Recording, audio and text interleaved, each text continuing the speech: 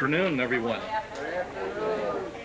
We had anticipated probably meeting this afternoon in the chapel, but we thought that we might get a little more air movement here under the tent. And you can even add to what Mother Nature is doing by forking over $5 to Mary. We'll be happy to receive your money and supply you with one of these wonderful fans if you don't already have one. Well, we're glad you came. This year our theme is about transportation, the trip to camp. In the bad old days, as people came to camp, it wasn't like it is today. Today we jump in our brand new Buicks. Where's Jim Lane? We jump in our nice air-conditioned new Buicks, and we drive off to camp, and we get there, most of us, in a matter of minutes or a few hours. We have a few folks that need to jump on an airplane to get here, but for the most part, it's relatively easy. In the bad old days, people came on horseback or horse-drawn wagons or buggies, and by train and by riverboat. We're very happy today to be able to emphasize and look back with a bit of nostalgia at some of the wonderful conveyances that people concocted in the bad old days in order to get to camp. A little ingenuity, a little tenacity was required to come to camp. So just to let you know what's going on today, we have a program here under the tent for probably an hour or so, and then we will mosey down to the Camp Bethel Museum. And we have a number of special exhibits this year emphasizing transportation. And along the way, you can enjoy taking a look at antique cars and an old horse buggy, which once again will remind us of what it was like at the turn of the century or earlier when camp was founded to come here. There were various years when there were a lot of people who came too.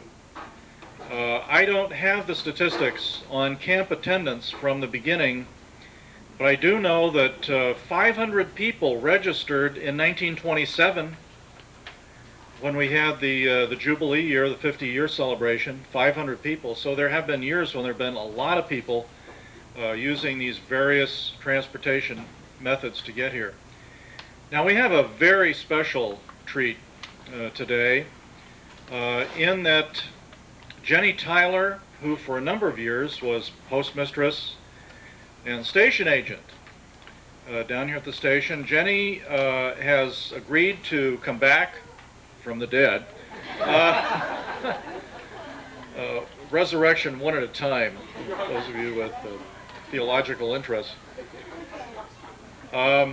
Jenny is with us and is going to share some thoughts and observations. Jenny was very much a part of camp during her years as station agent, so she knows us.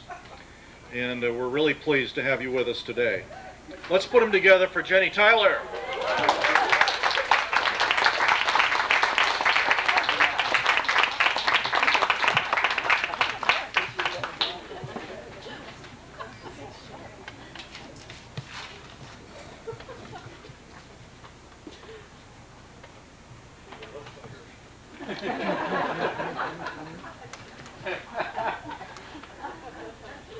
Probably not too many of you have any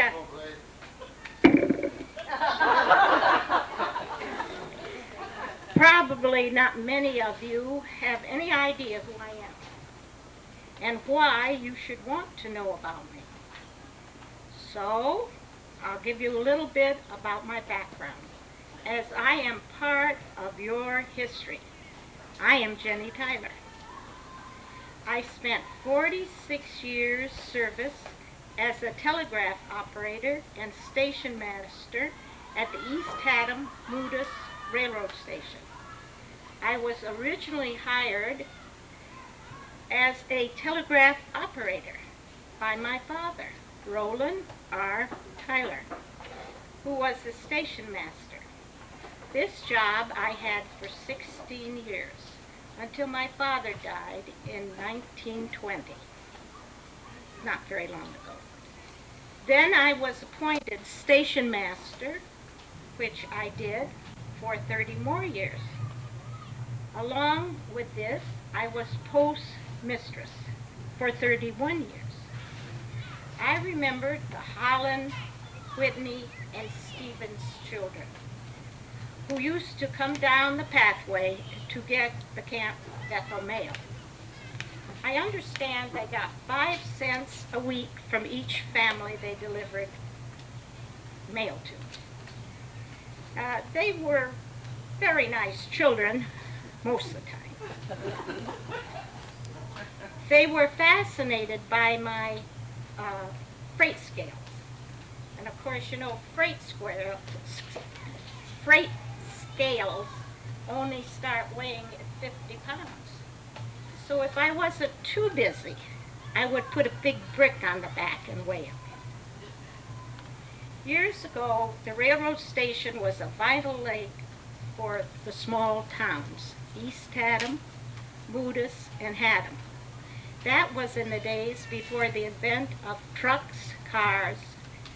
Freight and passengers all came on the rails. Our station was particularly busy during the Camp Bethel annual meeting season. Because a lot of you came by rail and sent your trunks, and all your goodies by our freight trains. After 46 years, I have retired to my home on the top of the hill and taken Wacky, my station cat of 7 years, up with me. I hope he enjoys his new home. My home on the hill was built by the railroad for the first station master, and it's been the home of all 5 station masters. It is a beautiful house with a glorious view of the river. This lovely white house that sits on the top of the hill belongs to Anne and Tom Beckwith at this time. The locomotives that stopped at our station were named after valley towns. 6 of them: Haddam, Hartford, Middletown, Essex, and Saybrook. The 6th one was named J.C. Walkley. He was the first president of the railroad. As the years went by, I enjoyed investing in nice properties. Eventually, I owned a small little yellow house across from the station, the one you pass just before you go across the bridge.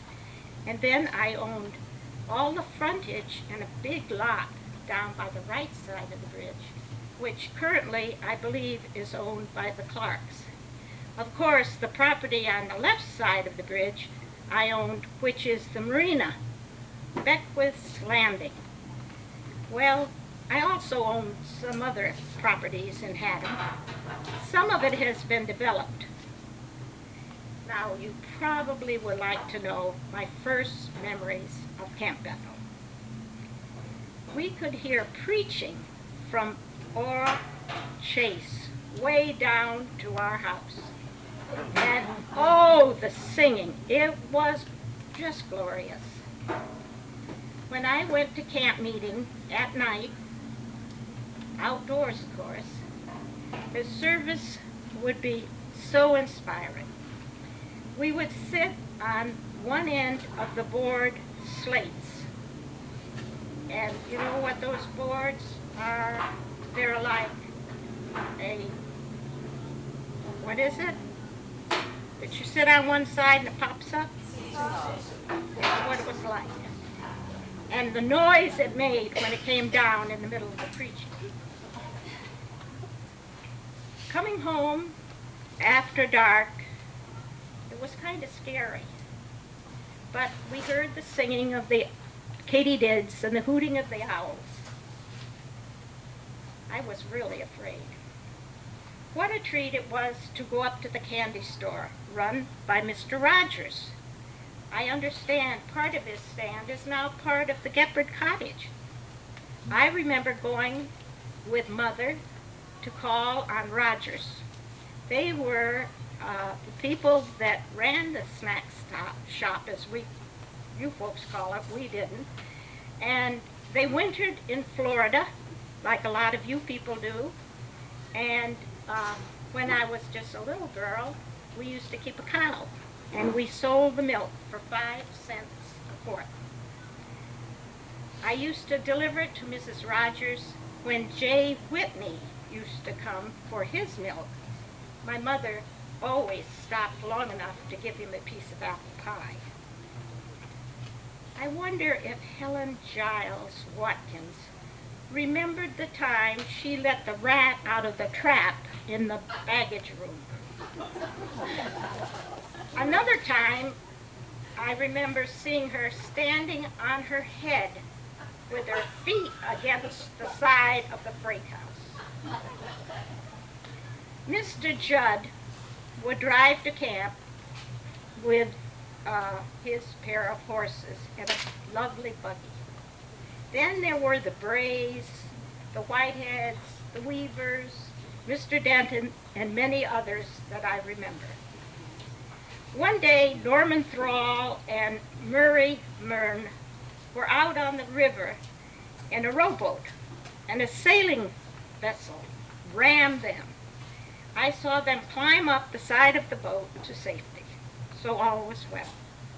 When I was a little girl, my aunt and cousin went to camp meeting one night with Mother and I, and in those days there were only tents around, of course, and the meetings were always outdoors. They had cut down trees and put boards across the top of them for seats. My cousin, who was a city boy and who had been to a circus, stood up on top of one of these stumps, looked around the room, around the outdoor chapel, and while the minister was preaching, called out in a large, long voice, "Where are the monkeys?" How do you suppose his mother and mine felt? Later, there was a very large tent for the meetings, which would be this. I also subscribed to your Herald of Life for many, many years, so I kept current with all that you were doing at Camp Bethel. The history of Camp Bethel and the wonderful memories are things to have and cherish forever.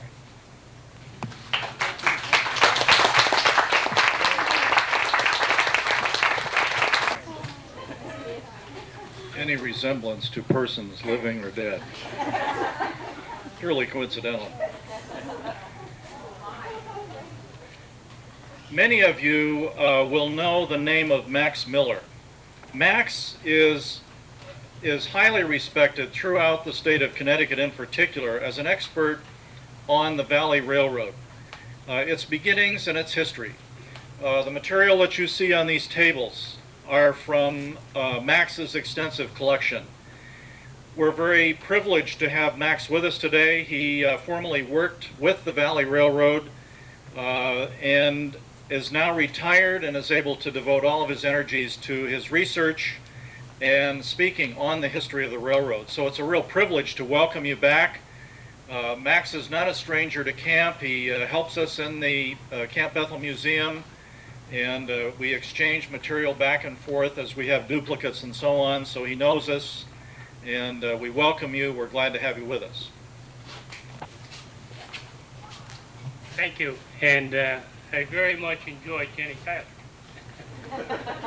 I wonder if she remembers how she fell on the ice when she was 8 years old and broke her arm.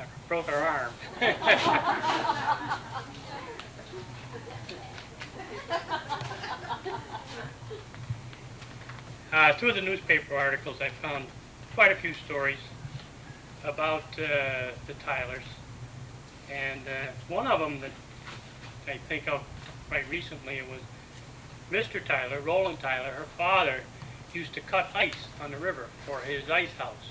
in the years when everybody had ice houses, and that was a common practice before modern refrigeration. What I have is about 20, 25 years of the newspaper articles relating just to Camp Bethel, as to the meetings, and in some cases who was speaking and whatnot. The only thing I ask you to bear with me, because these are newspaper articles, and they quite commonly left out hands off or change things around, and sometimes when you read it, it's a little herky-jerky, but it's the actual copy of it. The other thing I would offer you, if anybody's got any questions while I'm talking, go ahead and shoot them out, because that's what you wanted to know, and if I can help you, I'm going to do it. The first article I had was in 1879, and it simply said there will be reduced rates on the Valley Railroad while the camp meeting at Goodspeed continues. In 1880, following year, the article was the Valley Railroad will run a special train to the campground Sunday. In 1881, the article was titled Tylerville Camp Meeting, and it went like this. The 18th of this month, the meeting at Tylerville opposite Goodspeed's Landing will commence under the auspices of the wing of the Adventists, who do not believe in a future life for the wicked. They have many able men as speakers, among them William N. Pyle of Springfield, editor of the Herald of Life, Elder F.H. Burbank of Philadelphia, Dr. Charles Barker of Meriden, Elder J. Philip Bishop of Pennsylvania, and others. The following year, 1882. And I'm going to drop this one little thing in because it's an artifact that's nearby. Anybody cares to take the walk, they'll be able to find it. This is in December of 1882. The new turntable at Goodspeed Station on the Valley Road is nearly finished, and it is said that the new scoop from Saybrook to Goodspeed will be put on as soon as it is finished. This train is for the convenience of passengers desiring an early connection for New Haven. And what I'm talking about, if you went to the crossing down here, Bridge Street, and then went south a little more than a quarter of a mile, on the river side there is the remains of a turntable pit. Turntable being almost like a bridge with wheels on both ends of it, and they can run a train on it, and they can actually spin it around and send the train out in the opposite direction. And what they're referring to, the scoop, was the name of a train that was put on about that time, and it started at the southern end of the line at Saybrook Point. And it came early in the morning, came up as far as Goodspeed's, East Adam here. The engine was turned around, and then it went back to Saybrook, and its sole purpose was to be able to get commuters of that time to the main line down at Saybrook, which at that time was called Saybrook Junction because the two railroads crossed each other. And it was not a terribly successful venture and was taken off within a year or so afterwards, but they did try it, and the remains of the turntable pit are still down there. All that you will find is on the north and south end of it, there's like 3 or 4 big stones, big cut stones that were where the tracks actually came on and off of it. Okay, this is in 1885. Superintendent Shepard of the Shoreline, Airline, and Valley Railroads. These were 3 different divisions of the New Haven Railroad. The Shoreline being the one that went from Boston to New York, the Airline one starting down in New Haven and going to Boston, and the Valley Line is the one that we know here. Does not approve of Sunday excursion trains and will decline to comply with requests from Hartford parties for a Sunday trains between that city and Fenwick Point. Well, at that time, there was no air conditioning, and the cities were hot, and everybody that could liked to get out of the cities and get down to the seashore. However, the superintendent of the railroad was not going to endorse this on Sundays.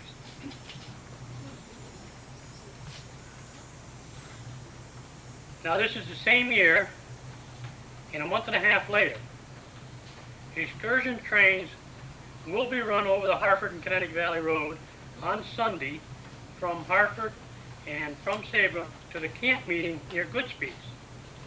Trains will leave Hartford at 8:45 and Saybrook at 9 a.m. and returning will leave Goodspeeds in each direction at 5 o'clock. He had a tender spot in his heart. He would do it for the camp meeting.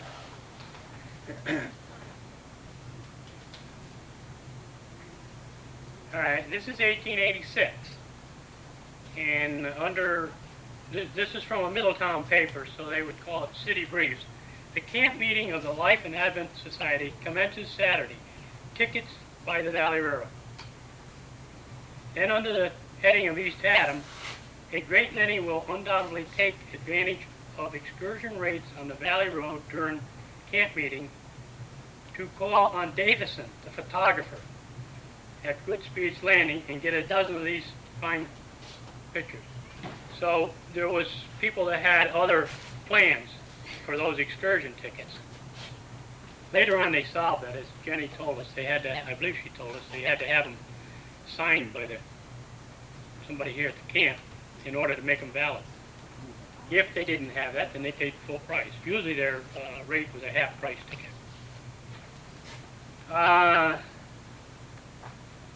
August 21st, this is later on in the same month, and the title is Deep River. Tomorrow finishes up the camp meeting. A special train will be run, stopping at all stations. Here's a little description after, and it's titled East Haddam. Sunday dawned bright and clear, and at an early hour, people commenced to arrive at Tylerville Campground. Until at 10 o'clock, when the excursion train arrived, it was estimated 2,500. Remember we were worried about 500 in 1927? 2,500 people were on the ground. The services were interesting and very largely attended, seats being hardly available. The crowd was generally good-natured and quiet, but little drunkenness being seen on the ground. Now you got to remember, people that can't get their picture taken down there at the station might have wandered up here and been in a different mood. Those who were unfortunate enough to be in that condition paid $1 in cost in court in the morning. So they had the grounds covered by the local deputy sheriff. This is 1887, East Haddam, the camp meeting at Tylerville. Sunday morning was bright and clear, and the camp meeting at Tylerville opened under highly auspicious circumstances. In the afternoon, it was delightfully cool and pleasant, and many from this side of the river took advantage to attend the meeting. The crowd began to collect at an early hour, and when the services were open, a large number of people were on the grounds. Though comparatively small with former years, when excursion trains were run to the grounds on the Valley Railroad. The stopping of these trains had the effect of decreasing the attendance from distant towns.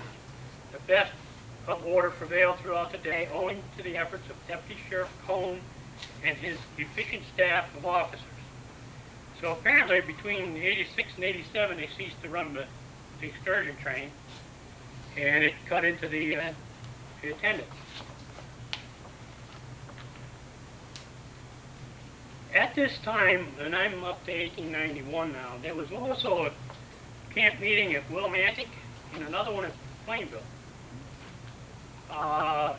Inserted in this notice was the Tylerville camp meeting, good from August 19th to September 1st, exclusive, 40 cents. And they were talking about the ticket from Middletown down here and back. Now we're to 1893. The camp meeting at Tylerville, August 14th to 20th, bids fair to surpass its predecessors. The Valley Road sells excursion tickets from Hartford, Middletown, and Saybrook. Well, I guess the railroad figured out that they'd better get with it. This is in 1894. Special tickets to Goodspeeds and return during the time of Life and Advent camp meeting from August 14th to September 1st inclusive will be sold from this city for 40 cents. That would be Middletown again.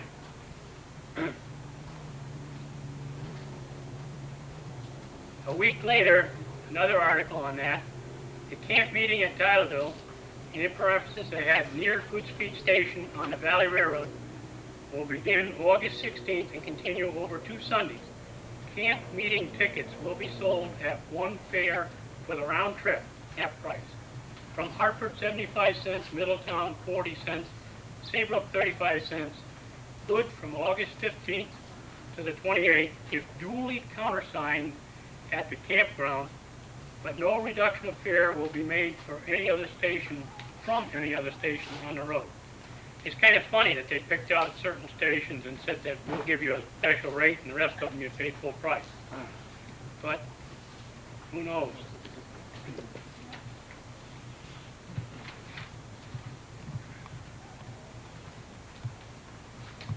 You can also see that they kept their rates pretty consistent over the years. This one is in 1895. Coming camp meeting. Special rates have been made on the Valley Road for excursion tickets to the second Advent camp meeting at Tylerville. Tickets good going and coming from the 10th to the 13th of August will be sold from this station for 40 cents. This is just half fare. Special rates have also been made for attendance at camp meetings at Willimantic. This is what I was telling you about, that there was a couple of other camps going at that time anyways.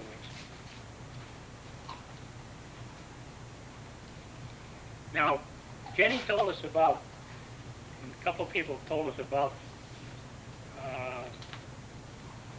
how different it was in I quote, the good old times. This was written in 1896.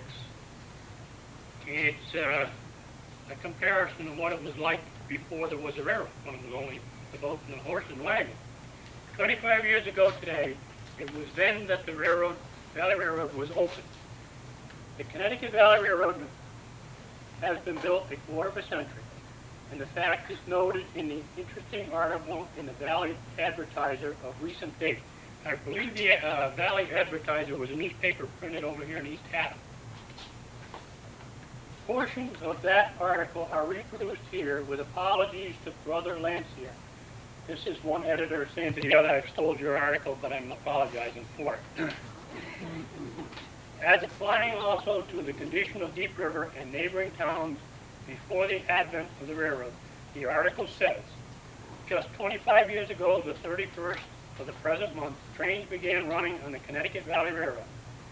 And this fact inclines us to be a little reminiscent regarding the traveling, mail, and transportation facilities then as compared with the present day.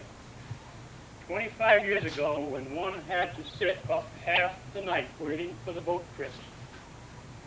Trips to the Hartford or Middletown were not as easy as now. The return trip was also very tedious, as the boat was usually late, and very few made the journey as compared with now. With the present railroad facilities, then many drove to Middletown with their teams to do business or trading. On these occasions, there was apt to be considerable rivalry between the owners of horses in regard to the speed of their various trotters, and many an exciting brush took place.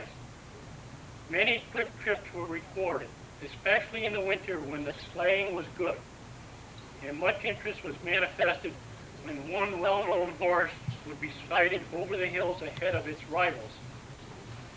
Very few make the trip nowadays except for pleasure driving. The mail facilities before the advent of the Valley Road were also somewhat different from those of today. Then there was only one mail a day, which was carried by stage between here and Middletown. The stage also carried passengers, which was the only means of getting from the outside world in the wintertime. From the single mail a day of 25 years ago, with its solitary mail pouch, we now have 5 mails daily, bringing hundreds of letters where there was one received a quarter of a century previous. The amount of mail sent out has increased in like proportion.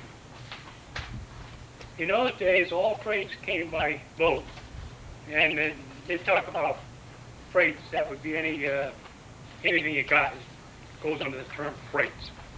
A little bit different than what we say it today. And a lot of terms you find in these old papers are a little different, but you can understand what they're talking about. In those days, all freights came by boat when the navigation was open. And in the fall, the merchants, manufacturers, and others made pilgrimages to New York to lay in a stock of goods for the winter. Quite a contrast from now when goods can be ordered and procured at any time. These pilgrimages were made a sort of excursion and are recounted with pleasure nowadays by those who participated in them. In the season when navigation was closed, all freight shipped or received had to be carted to and from Middletown, as the case might be, and it was a hard day's work for man or beast to make the round trip with a load of goods. These and many more incidents might be mentioned of the inconveniences suffered in those days. Many changes have taken place in 25 years. Men who were prominent in the affairs of the town have passed away. Some businesses have increased, while others have decreased. But there are none who will again say the fact that the town is better off than before railroad days. And it just kind of highlights the fact that in the winter, the river froze up and there was no boats. And there was only 2 a day anyways, and they didn't go by here at very convenient times. The boat going to New York usually went down in the late afternoon, and the one coming from New York usually got here about 4 o'clock in the morning, or 5 o'clock in the morning. So, Max, what was the date on the first railroad in 1860-something? No, 1871. The first full-length trip was taken on July 29, 1871. And the Valley Railroad took its first trip on July 29, 100 years later. When they were getting it together and they realized they could come so close to the 100th anniversary, that's what they shot for and that's what they did.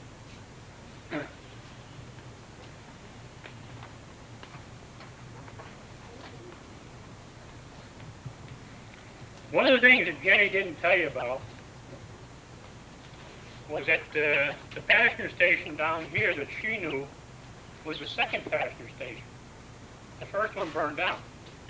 Now, let me give you a little background on what happened, because it just didn't burn down. Fire and burglary.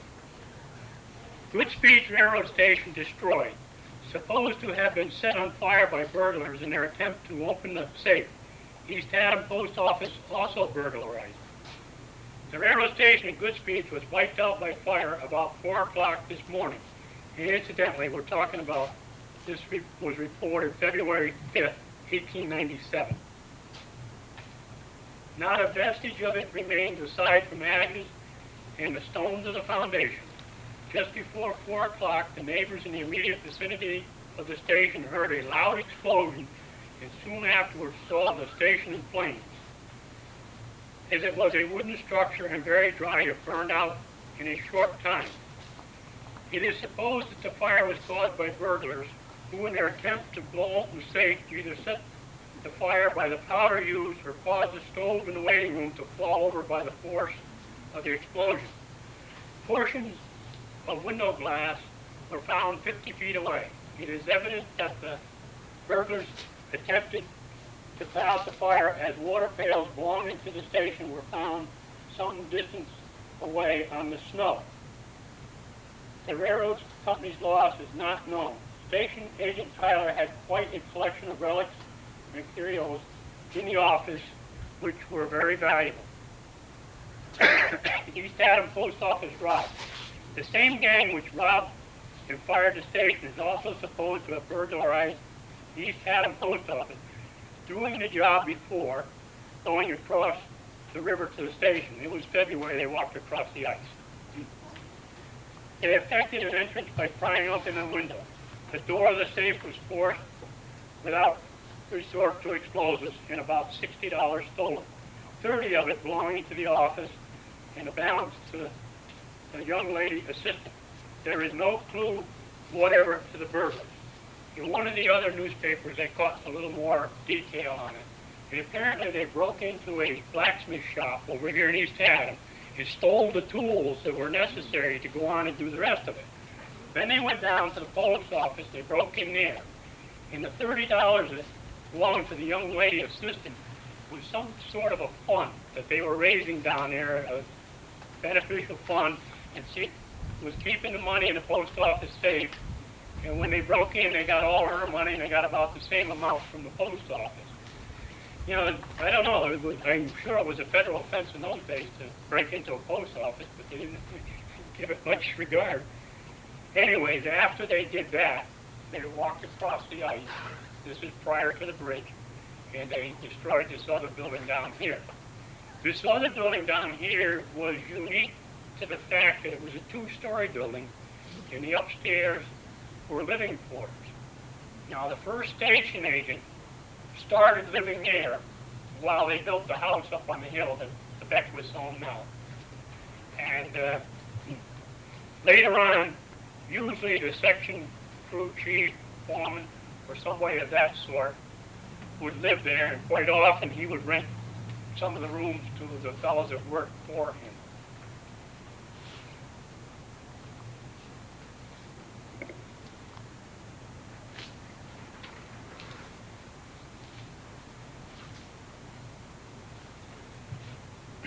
Now I'm going to take you up to 1898.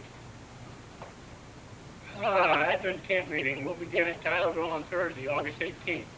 The annual camp meeting at Tylerville near Goodspeed Station on the Valley Railroad begins Thursday, August 18th and continues over 2 Sundays. Round trip tickets are granted for one fare from Hartford, Middletown, or Saybrook to anyone calling for camp meeting tickets. Temperance Day is held this year on Saturday, August 20th, and Mrs. Ella Boole of New York and Reverend W.S. McIntyre of Hazardville are to be the speakers. Entertainment and refreshments of the most satisfactory kind are furnished at the camp boarding house.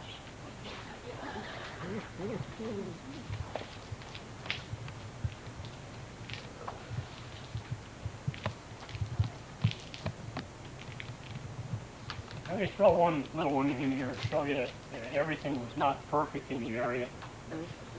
And this goes back to when they were building the railroad, 1870. And I'll give you a little bit of background. Some towns in the state were what they call dry towns, and some of them were licensed towns. In other words, they either sold booze or they didn't sell booze. Wednesday, September 28, 1870, this is out of the Middletown paper. On Monday last, John Corcoran, a laborer on the Valley Railroad opposite Goodspeed, got crazy on benzene whiskey, which abounds in that locality, and amused himself by throwing bric-a-brac at his boarding housekeeper. Deputy Shaler, being called to the rescue after a lively chase through the weeds, secured the fellow, and taking him before Justice Russell, he was bound over to Superior Court. Failing to procure the necessary bonds, he was handed over to the kind-hearted keeper of the county workhouse. Now, the county workhouse is another term for Haddam Jail. They had a number of things like that. I'm going to depart a little bit from my notes here, but there was one case where 2 men that worked at a sawmill that was up there near where the Shad Shack is, the high bridge on Route 154, walked to Middletown to get their drink. And on the way back, there was a long trestle in the Maromas area of Middletown, just south of where Pratt Whitney is now. One of them fell off the trestle. It was the wintertime. The ground was frozen, and he died as a result of it. So then there was a attempt by the lawyers to collect some money on it. And they went after the railroad, and the railroad couldn't be found negligent in any way. It was not a public walkway. And finally they settled on trying to sue the town of Haddam because they were dry, and they forced their inhabitants to walk to another town to get their drink.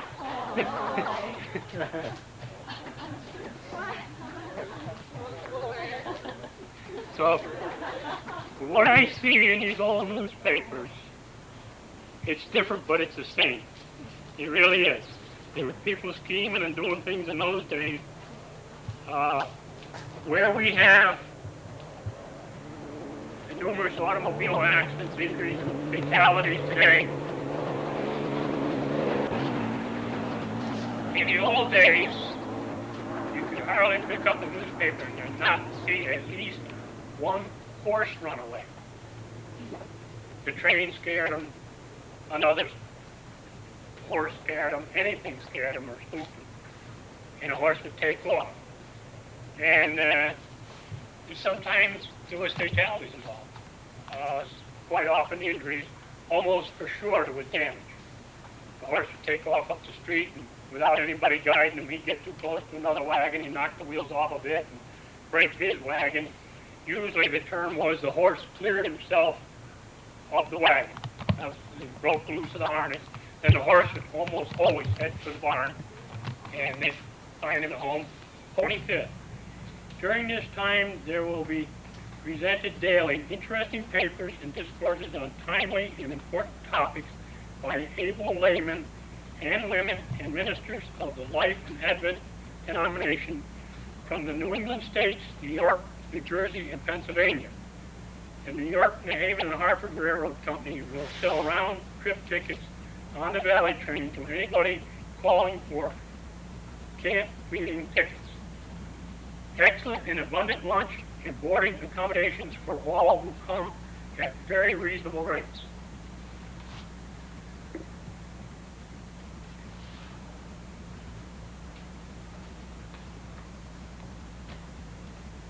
This is 1903.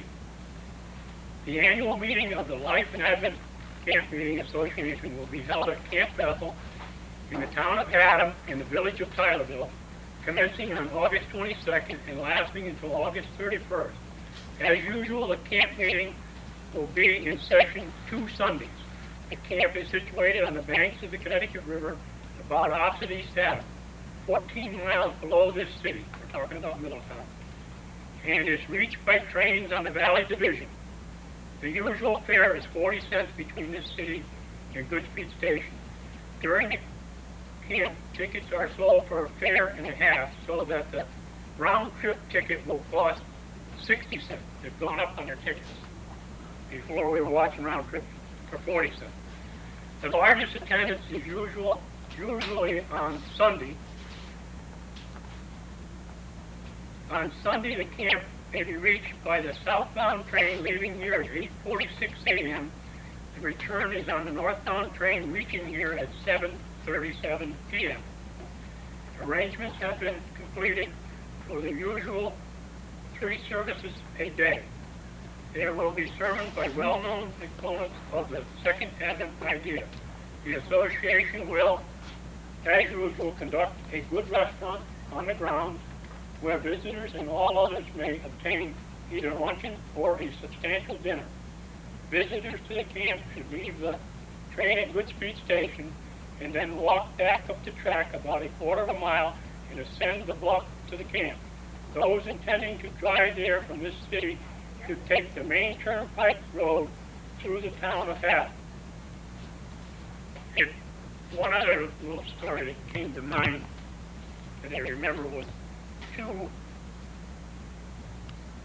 young ladies came down the train for the meeting, and when the conductor called Chester, they realized that something was wrong. So they asked him and told him where they wanted to go, and he said, "Oh, you should have gotten off at Goodspeed." Well, they were going to the station of Camp Bethel. So they had to get a ride back, and if I remember right, somebody with a boat brought them back up the river because there was no trains convenient in the next hour or so. Is there any other possible questions on anything? And you don't have to keep it just to Camp Bethel or to East Haddam.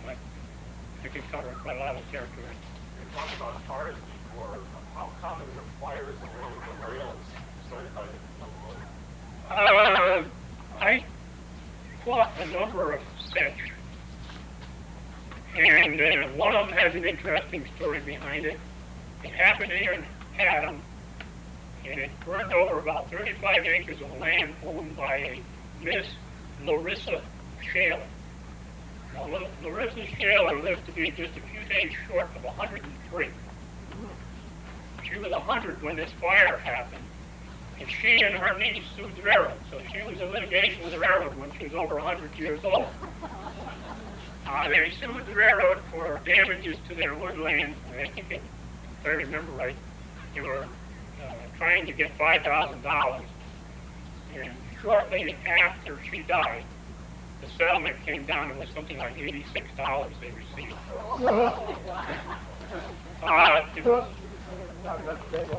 Yeah. The other thing I can tell you about was, we know that good streets burned down, but on the line, the roundhouse in Sabres Point burned down in 1895. And I'm going to walk up the line now. And this station burned down in 1897. The first Haddam station, which is down the hill from where the jail is, that's where it was there. That burned in about 1913 and was rebuilt. The next station up from it was one that very few people know about. It was called Walkley.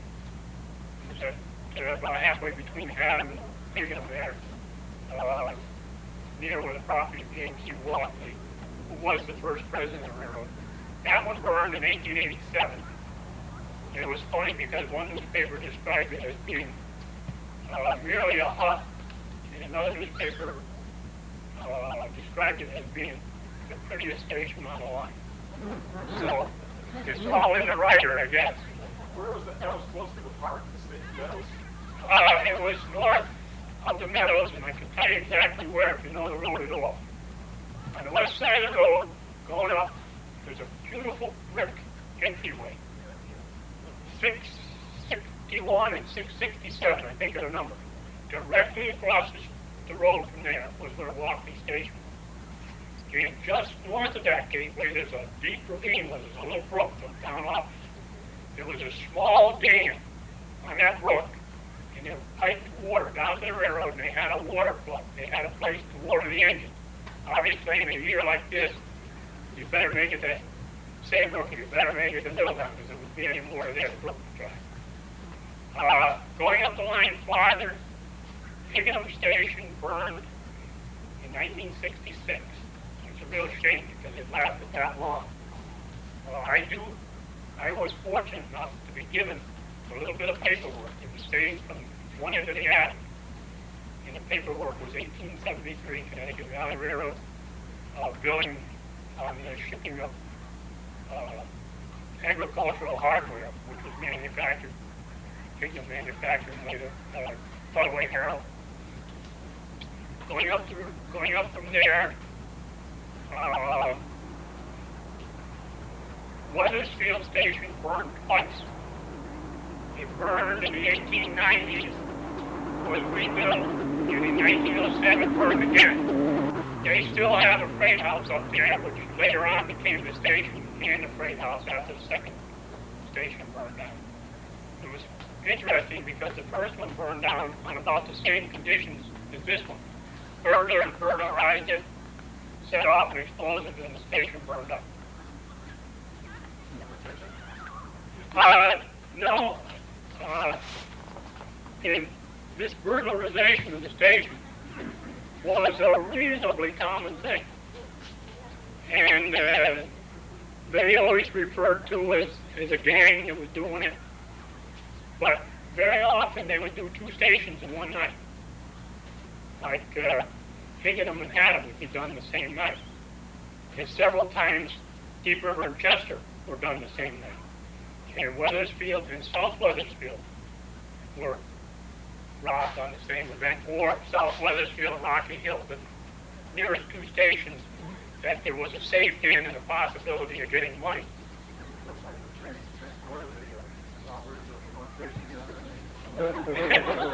It may have been because in some cases they stole tickets.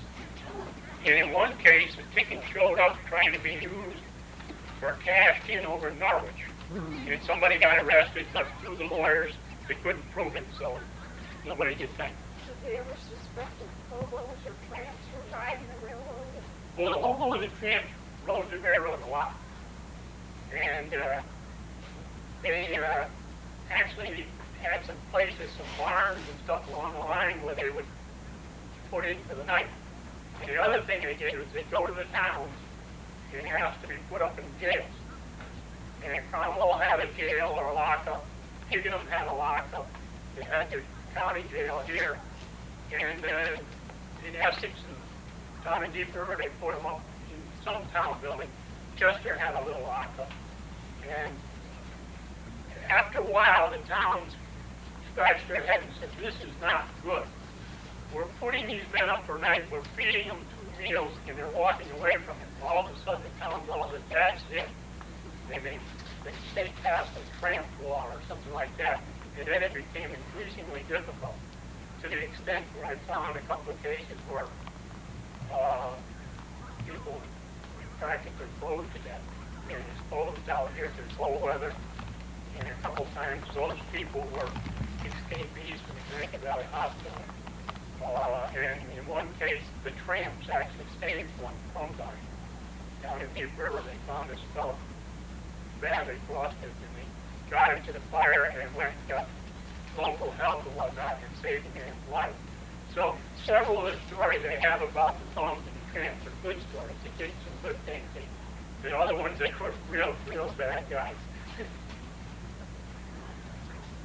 I could go forever, but I'll cut it off there.